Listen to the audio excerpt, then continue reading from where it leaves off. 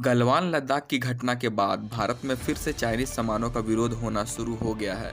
मगर आज हम लोग बात करेंगे कि कैसे सच में हम लोग चाइनीज सामानों का बॉयकॉट कर सकते हैं। सबसे पहले हम लोगों को एक ऐसा सिस्टम बनाना होगा जिसमें हमारे कस्टमर्स को चाइनीज सामानों के सामने भारतीय विकल्प मिले। अगर कोई विकल्प होगा ही नहीं तो आज नहीं तो कल चाइनीज सामान लोग खरीदेंगे ही। लोगों के पास कोई इंडियन ऑप्शन नहीं है, इसलिए लोग चाइनीज सामान खरीदने के लिए विवश हैं। भारत में लोग कहते हैं कि इतने इंजीनियर्स बेरोजगार हैं। उन सभी इंजीनियर्स को एक छत के नीचे लाने की जरूरत है। उनसे टेक्नोलॉजी की समस्या को खत्म किया जा सकता है। भारत की आबादी को मैन पावर की तरह इस्तेमाल किया जा सकता है। चाइना फोन से लेकर बच्चों का खिलौना तक बना रहा है। Textile, garments, medicines, car components, ये सभी चीजें चाइना बनाता है। इसलिए अगर हम अचानक बिना तैयारी के चाइनीज सामानों का विरोध करना शुरू कर देते हैं तो हम सबसे बड़े बेवकूफ़ साबित होंगे। हम इंडियंस को सबसे पहले आत्मनिर्भर बनना होगा। हमें अपने देश में पिन से लेकर एरोप्लेन तक का प्रोडक्शन शुरू करना होगा। अभी हाल ही में boycott China product social media में ट्रेंड कर रहा था, मगर OnePlus 8 Pro फोन जैसे ही सेल में आया ये फ़ोन आउट ऑफ स्टॉक हो गया। आप अपने आप से पूछिए, क्या हम इस तरह चाइना का विरोध करेंगे?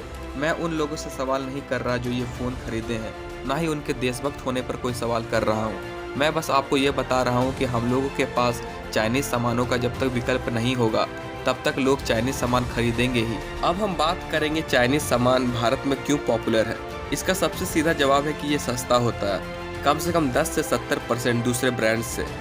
भले क्वालिटी और टिकाऊ के मामले में ये वाहियात होते हैं, लेकिन कम दाम होने के कारण इंडियंस ये सोचते हैं कि चलो खराब हुआ तो दूसरा ले लेंगे। अब बात करते हैं मार्जिन के बारे में। अगर आप किसी भी दुकानदार से ये पूछिएगा तो वो आपको बताएगा कि चाइनीज सामान से उन्हें ज़्यादा मुनाफा होता है दूसरे ब्रांड्स के मुकाबले।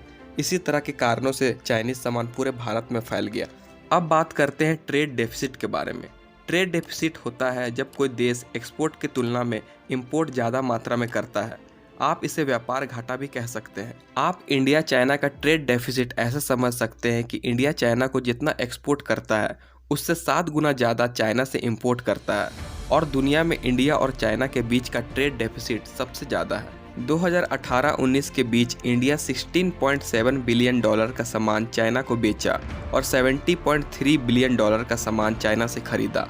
भारत चाइना से $20 मिलियन का सिर्फ इलेक्ट्रॉनिक्स खरीदता है, न्यूक्लियर रिएक्टर और मशीनरी खरीदता है $10.5 बिलियन का, और केमिकल $6 बिलियन का, और स्टील $2.3 बिलियन का।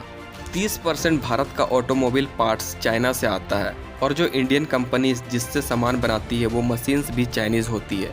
इंडियन कंपनीज जैसे Big Basket, Byju's, Flipkart, Hike, Ola, OYO, Paytm, policy Bazaar, Snapdeal, Swiggy, Zomato, Udaan जैसी कंपनीज में चाइनीज़ इन्वेस्टमेंट है। अब बात करते हैं डिजिटल मार्केट के बारे में। भारत में 50% मोबाइल ऐप्स जो यूज़ हो रहे हैं वो चाइनीज़ है। टिकटॉक जिसका 200 मिलियन यूज़र है भारत में, वो भारतीय यूट्यूब यूज़र की संख्या को पार कर चुका है।